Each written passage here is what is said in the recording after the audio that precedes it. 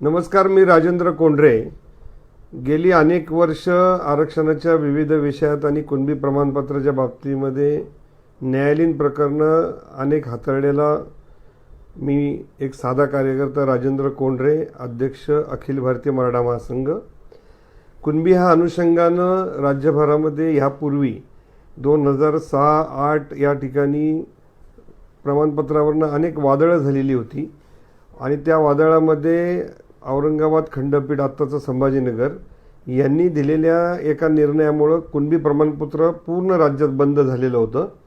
मग त्यावेळेस न्यायमूर्ती संभाजी शिंदे यांनी कोल्हापूरच्या उपमहापौराच्या केसमध्ये दिलेल्या निर्णयाचं अनुसरून मग आम्ही ते पुनश्च एक वेगळ्या प्रकारचं आंदोलन करून, प्रेझेंटेशन करून पुण्यामध्ये पहिलं प्रमाणपत्र परत सुरू करून घेतलं आणि ती राज्यभर निगर्मित झाली.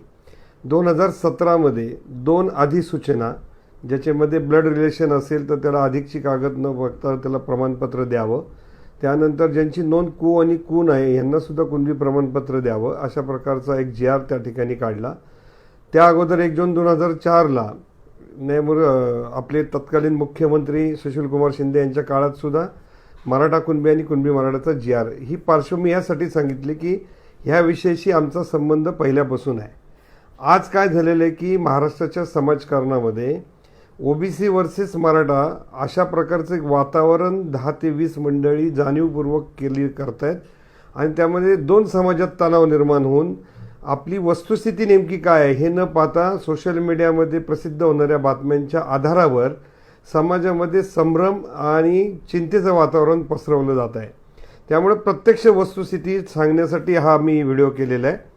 आपल्याकडे मराठवाड्यामध्ये यापूर्वी मराठा समाजाला कुणबी प्रमाणपत्र मिळण्याचं प्रमाण एकदम नगण्य म्हणजे अल्प होतं. 1986 ते 2023 या 37 वर्षाच्या काळामध्ये केवळ 2363 म्हणजे 1.31 आणि त्यानंतर न्यायमूर्ती संदीप शिंदे समिती आणि एकनाथ शिंदे सरकारने केलेल्या शिफारशीनुसार 10 महिन्यामध्ये 98.69% म्हणजे जवळपास 1,66,613 कुणबी प्रमाणपत्र ही प्रॉपरली मराठवाड्यामध्ये वितरित झाली.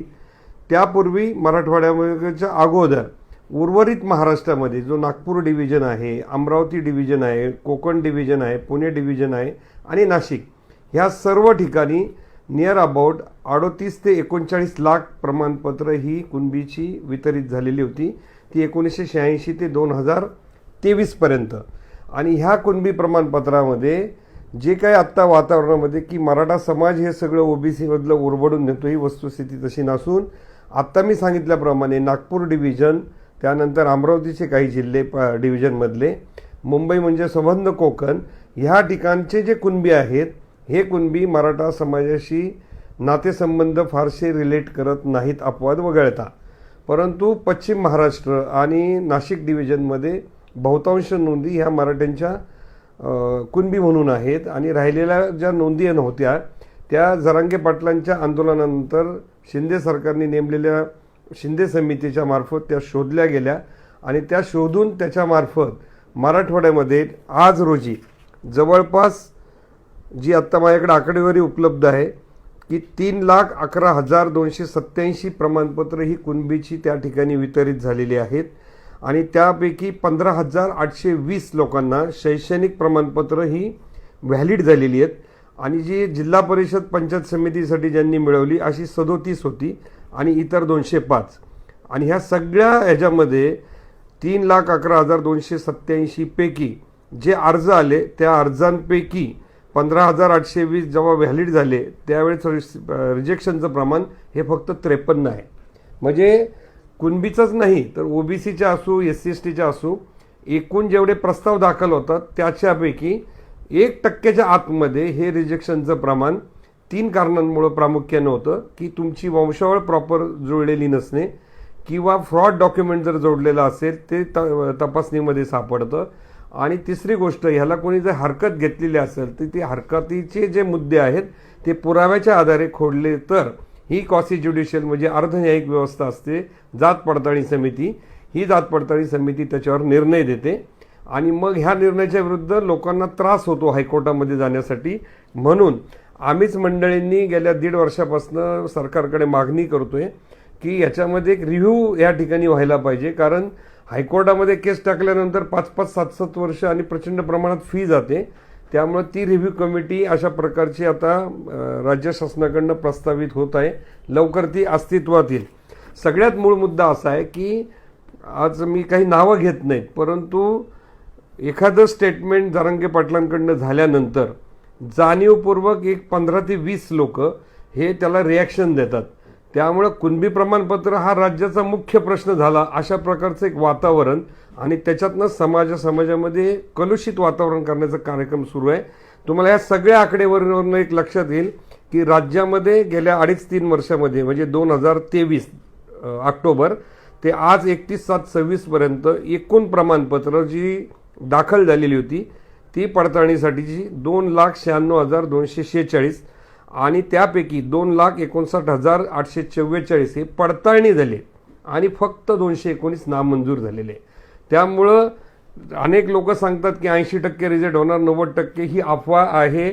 ज्याची नोंद प्रॉपर आहे, ज्याची वंशावळ प्रॉपर आहे, अशा व्यक्तींना सुप्रीम कोर्टाच्या जे काही माधुरी पाटील वर्सेस आदिवासी विभाग ठाणे यांच्या संबंधातली जी केस झाली, ज्याच्यावरून महाराष्ट्रामध्ये व्हॅलिडिटी कमिट्यांची स्थापना झाली, त्या न्यायालयीन निर्णयामध्ये एक स्पष्ट म्हटलेलं आहे की जो अर्जदार आहे त्यांनी जातीचा पुरावा स्वतः सिद्ध करून त्याची वंशावळ जुळवली आणि त्याचे जे पूर्वज आहेत त्या पूर्वजाकडनं जात खाली येते.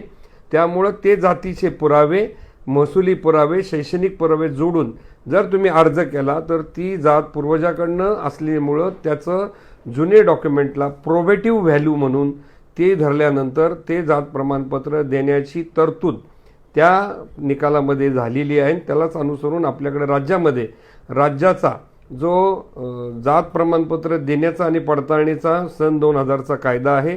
त्यानंतर 2012मध्ये त्याचे रूल्स आले, त्यानंतर 17मध्ये त्याच्यात अमेंडमेंट झाली आणि शेवटची अमेंडमेंट ही 2024मध्ये त्या ठिकाणी झालेली आहे. त्याप्रमाणे जवळपास 48 पुरावे हे जात प्रमाणपत्रासाठी तुम्हाला प्रॉपरली धरले जातात. म्हणून आत्ता सरसकट मराठा समाजाचं कुणबीकरण हा सुद्धा अतिशय महत्त्वाचा विषय आहे, कारण आत्ता जे काही ओबीसीचं आरक्षण आपल्या स्टेटमध्ये आहे ते फक्त 19% आहे. ह्या 19%च्या आरक्षणामध्ये आत्ता जवळपास 450च्या आसपास जाती आहेत. त्यातल्या 100 ते 150-200 जाती ह्याच आत्ता मुख्य प्रवाहात आहेत. उर्वरित जातींचा मागमूस सुद्धा त्याच्यामध्ये दिसत नाही. आणि अशा परिस्थितीमध्ये केंद्र सरकारने केंद्रातल्या 27% ओबीसी आरक्षणाचं उपवर्गीकरण करण्याचा प्रस्ताव तयार करून तो न्यायमूर्ती रोहिणी कमिशनला त्याचं अहवाल मागवला होता. तो अहवाल रिकमेंडेशननुसार आमच्याकडे असलेल्या माहितीप्रमाणे माननीय राष्ट्रपतींच्याकडे तो मंजुरीसाठी प्रलंबित आहे. जर तो उद्या SC/STचं जसं उपवर्गीकरणाचे निर्णय आता सध्या सुरू आहेत त्याच पद्धतीवर ओबीसीचं उपवर्गीकरण झालं तर त्या 27%चे 3 ते 4 तुकडे होतील.